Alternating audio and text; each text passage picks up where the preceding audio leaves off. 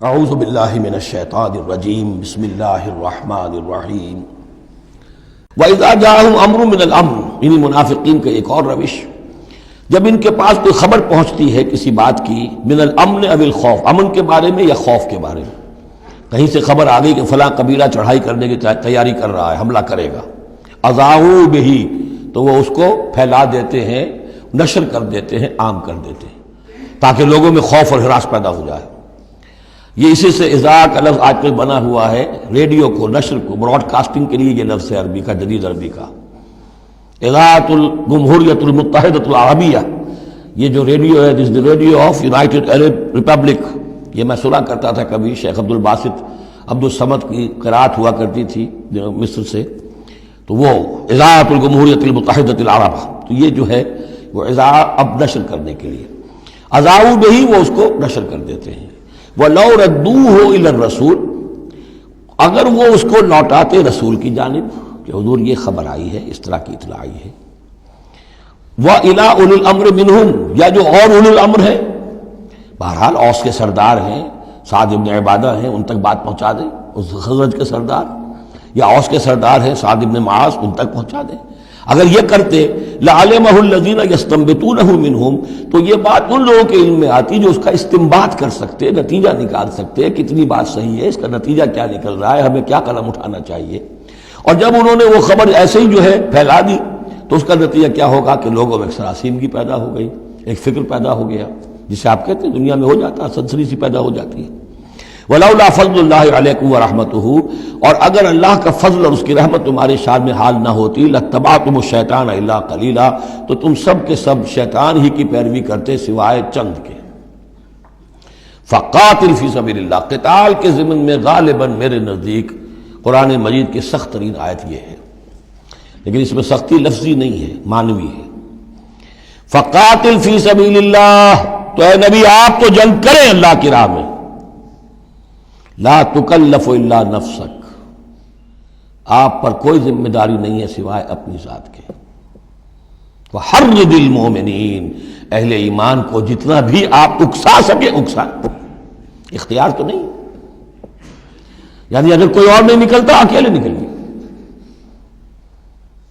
جیسے کہ حضرت ابوبکر نے کہا بھی تھا، جب کہا گیا کہ مانعین زکوٰۃ کے معاملے میں نرمی کیجیے،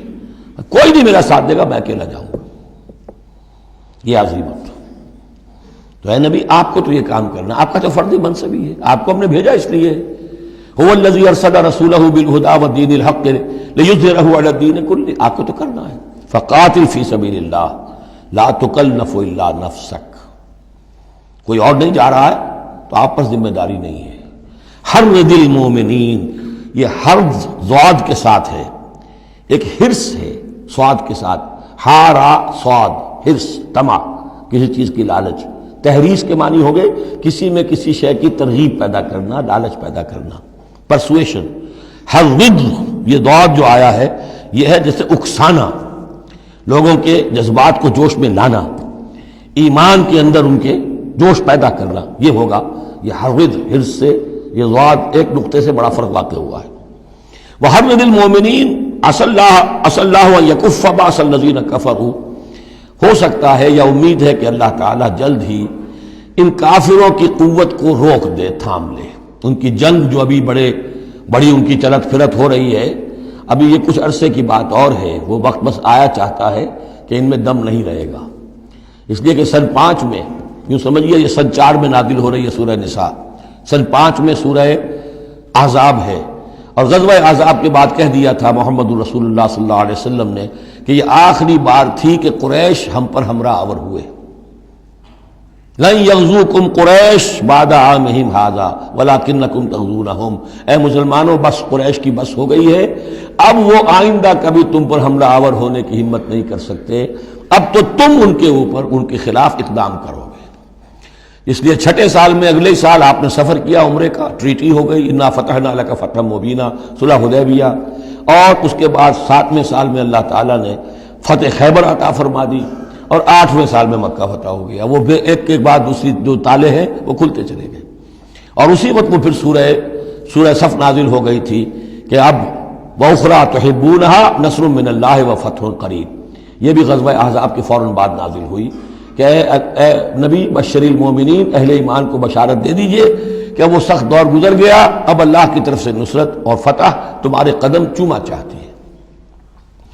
عسى اللہ ان یکف باس الذین کفروا، امید ہے کہ اللہ تعالیٰ ان کافروں کی قوت کو تھام لے گا، ان کی جنگ کو روک دے گا۔